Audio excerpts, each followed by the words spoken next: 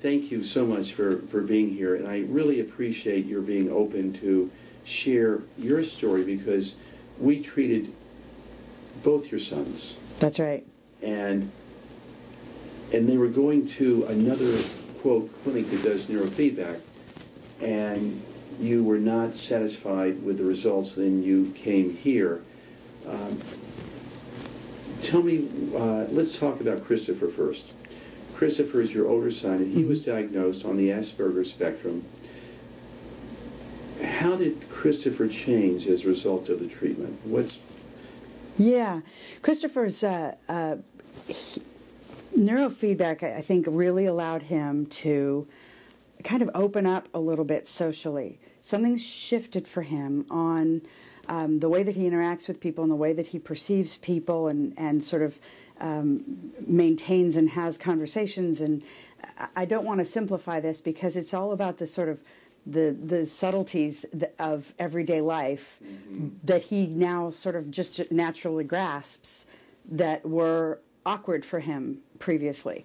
So where he used to be, for instance, awkward or a little bit more of a target for teasing or something like that at school, that just isn't his world anymore. He's quite, he's very successful. He has friends, and he's very comfortable with himself. He's been able to interact with his social environment much more now than he could before. That's true. And when he first came here, you had told us that he'd been ostracized or teased, and he had been previously. And now he's just not being targeted like he was before. Yeah, no, he's a little bit of a star now in his musical theater program and things like that. So he's having some great moments of success, I think, socially, and making new friends and kind of, enjoying his social world. That's wonderful. That's really wonderful. I am so pleased that he was able to benefit from our treatment. And his language arts skills are also improved. They are. He's always... The secondary treatment program that he did here. Which we love and could not have been possible, I think, without first doing the neurofeedback that we completed here. But he's always been very verbal.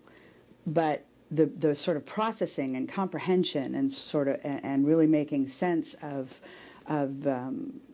literature and reading and things have just taken a giant leap forward. And it was demonstrated just in the standardized test scores that we recently got back, where he jumped up a whole level from proficient to advanced. And you can't sort of ask for more than that. It's a constant process.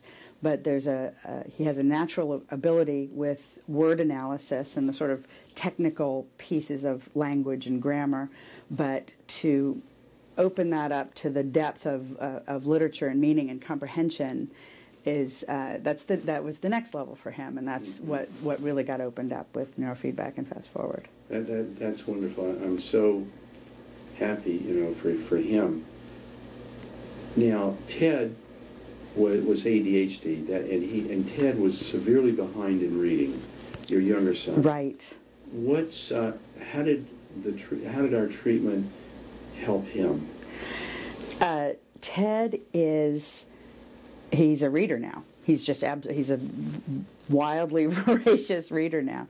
The best way to put it is he was reading graphic novels and simple things, and enjoyed that sort of Captain Underpants and Diary of a Wimpy Kid world, but to take it to the next level didn't happen until after we had him in Fast Forward for a while.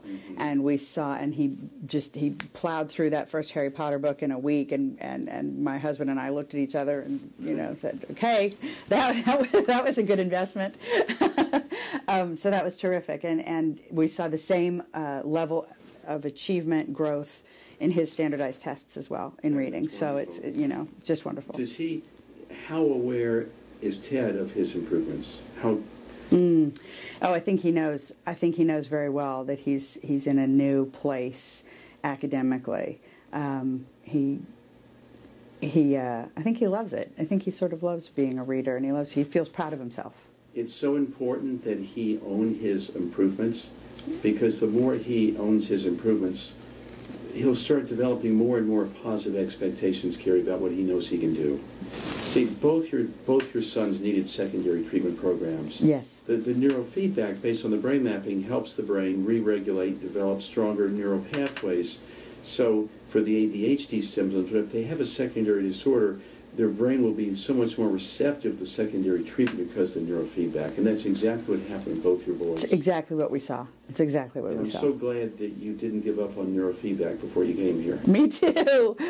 Me Or too. we wouldn't have been able to help. And you're a That's great right. mother, and your husband is a very supportive dad. And He is. without your supports, we can't do what we do here. Parents are very much get enormous credit for their children's successes here. That's wonderful of you to say. Having spent enough time in waiting rooms, I know that sometimes it's that just little word of encouragement that parents can pass on to one another out there as we, meet and get to know each other just a tiny little bit.